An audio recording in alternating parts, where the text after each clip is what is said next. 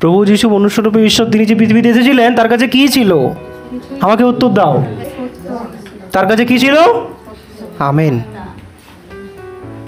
তার কাছে ছিল সত্য পবিত্র আত্মা। এই সত্য পবিত্র আত্মাই তাকে প্রত্যেকটা জিনিসের উপর জয় এনে দিয়েছে। মানুষের মনের উপর জয় পেয়েছে, সে পাপের উপর জয় পেয়েছে, রোগ ব্যাধির উপরে জয় পেয়েছে, মিথ্যের উপর জয় পেয়েছে, মৃত্যুর উপরে জয় পেয়েছে। সব থেকে উপরে কি আছে? মৃত্যু। তার উপরে ঈশ্বর জয় পেয়েছে কি দ্বারা? সত্য দ্বারা। বলছে সত্যকে মৃত্যু ধরে রাখতে পারেনি।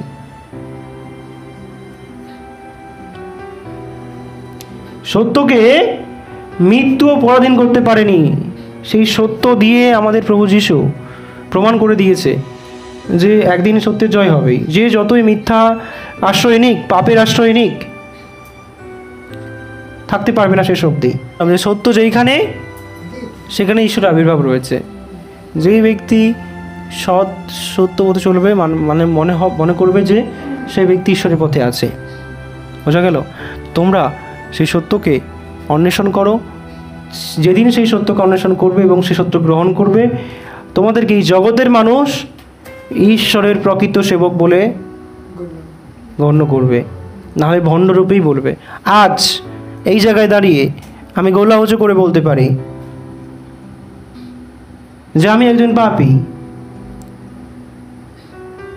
আমার মধ্যে অনেক পাপ রয়েছে, আমি পরিপূর্ণ নই, আমি পরিপূর্ণ ঈশ্বরের সেবক নই, পরিপূর্ণ ঈশ্বরের দাসও নই, আমার মধ্যে পরিপূর্ণ জ্ঞানও নেই। কিন্তু কেউ আজ পর্যন্ত আঙুল তুলে বলতে পারবে না যে এই সভায়, এই জায়গায় দাঁড়িয়ে আমরা এই জগতের তৈরি কোনো রকম অসত্যকে বা মিথ্যাকে প্রচার করেছি বা কাউকে শিক্ষা দিয়েছি। কারো ক্ষমতা নেই, কেউ বলতে পারবে না। কিন্তু যেহেতু এখানে কোনো অসত্য নেই, আর কোনো মিথ্যে নেই, কোনো ভুয়োবাজি নেই, তার মানে কি রয়েছে? এখানে সত্য রয়েছে। এই জন্য বললো, যেদিন তুমি আমার সত্যকে গ্রহণ করবে, সেই দিন তুমি আমার শিষ্য বলে অখ্যাত হইবে, এবং সেই সত্যই তোমাকে স্বাধীনতা দেবে। সেই স্বাধীনতা কিন্তু একদিনের জন্য নয়। অনেক বিশ্বাসীরা এখানে আসে, তারা মনে করে তারা একদিনে আসবে এখানে, একদিনে সেখানে বসবে, আর তারা নিজের রোগ থেকে স্বাধীন হয়ে যাবে।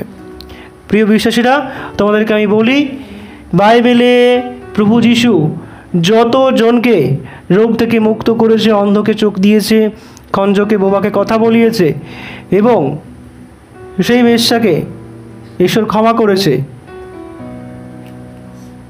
প্রত্যেকেই অনেক অনেক বছর ধরে কষ্ট পেয়েছে এবং অন্বেষণ করেছে। কিসের অন্বেষণ করেছে? সত্যের অন্বেষণ করেছে, এবং তারা ধৈর্য ধরেছিল মুক্তি পাওয়ার জন্য।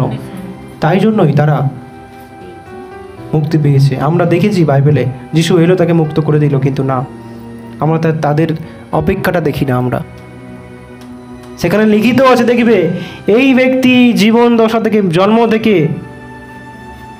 এই জায়গায় বসে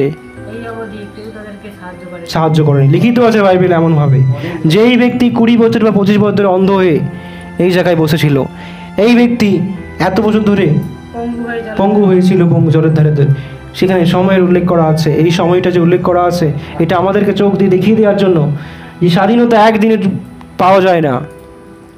তুমি রোগ থেকে স্বাধীনতা চাও, তা একদিনে সম্ভব নয়। ওই ব্যক্তিগুলো অপেক্ষায় ছিল যে কেউ না কেউ একদিন আসবে এবং আমাকে এই রোগ থেকে মুক্তি দেবে। তাদের মনে বিশ্বাস ছিল, তাদের মনে অপেক্ষা ছিল। আমাদের মনে আছে আমরা যেখানে এসেছি, এবং সেই বিশ্বাসের মধ্যে যেন ধৈর্য থাকে, এবং এই ধৈর্য যেন থাকে যে আমরা স্বাধীনতা পাবো রোগ থেকে, পাপ থেকে, মনের দুঃখ ব্যথা কষ্ট থেকে, পারিবারিক কষ্ট থেকে। সেই স্বাধীনতার জন্য আমাদেরকে অপেক্ষা করতে হবে, কারণ বাইবেলে কেউই হঠাৎ আশীর্বাদ পায়নি। যেই পাস্টাররা, যেই পাদ্রীরা ওই সুমন্তর ফু বলে, হালেলুয়া বলে মানুষের রোগ তাড়িয়ে দেয়, তারা যে সম্পূর্ণ ভুল। তার প্রমাণ এটাই যে বাইবেলে যতজন মানুষকে ঈশ্বর সুস্থ করেছে, ইয়োব থেকে শুরু করে, দাউদ থেকে শুরু করে, প্রত্যেকটা ব্যক্তিকে ঈশ্বর যে সাহায্য করেছে, মোশে থেকে, আব্রাহাম থেকে, প্রত্যেকটা ব্যক্তি সবাই কষ্ট পেয়েছে, বছরের পর বছর অপেক্ষা করেছে। আব্রাহাম 100 বছর অপেক্ষা করেছে, দাউদ তার জীবনের অর্ধেকটা জীবনই কেঁদে কেঁদে কাটিয়ে দিয়েছে শুধুমাত্র ঈশ্বরের আশীর্বাদ এবং ঈশ্বরের ক্ষমা পাওয়ার জন্য। ইয়োব তার জীবনের সব হারিয়েছে এবং অপেক্ষা করে গেছে, কয়েক বছর ধরে সে নিজের রোগের মধ্যে ভুগেছে, তবে ইয়োবকে ঈশ্বর আশীর্বাদ করেছে। স্বয়ং প্রভু যীশু নিজেও 30 বছর অপেক্ষা করেছে, তবে তাকে পবিত্রতা প্রদান করা হয়েছে যাতে সে ঈশ্বরের নাম এবং নিজেকে প্রকাশ করতে পারে। তুমি কি করে মনে করতে পারো যে তুমি 3 দিন এখানে এসে ঈশ্বরের আশীর্বাদ পেয়ে যাবে? তুমি কিভাবে ভাবতে পারো যে তুমি 3 দিন ঈশ্বরের পথে আসবে, 2 দিন ঈশ্বরের বাক্য পাঠ করবে এবং 2 দিন প্রার্থনা করবে, সমস্ত কিছু তোমার অধিকারী হয়ে যাবে? ভণ্ড অল্প বিশ্বাসীরা, তোমরা দূরে থাকো। সত্য এত ঠুনকো নয়, সত্য এত ঠুনকো নয়। যেই সত্য ঈশ্বরের থেকে আসে তার কত মূল্য ভাবো দেখি। ভাবো, আমরা বাজারে জিনিসপত্র কিনতে গেলেও অর্থের প্রয়োজন হয়। তুমি যদি মনো আজ আমি একটা জামা কাপড় কিনতে যাবো, সেই জামা কাপড়ের জন্য আমার কাছে 500, 1000 যা টাকা লাগবে সেই টাকার প্রয়োজন হবে, এবং সেই টাকাটা ইনকামের জন্য এক মুহূর্ত বললেই কিন্তু ইনকাম হয়ে যাবে না, পরিশ্রম করতে হয়। তবে আমার হাতে টাকার নোটটা আসে এবং সেই নোটটা দিয়ে আমি একটা পোশাক আশাক কিনতে পারি বা খাবারের জন্য খাদ্য কিনতে পারি, যা কিছু কিনতে পারি। ভাবো, যেই সত্য ঈশ্বরের থেকে আসে সেই সত্যের কত মূল্য আছে, কত মূল্যবান। তার জন্য আমাদেরকে কী করতে হবে?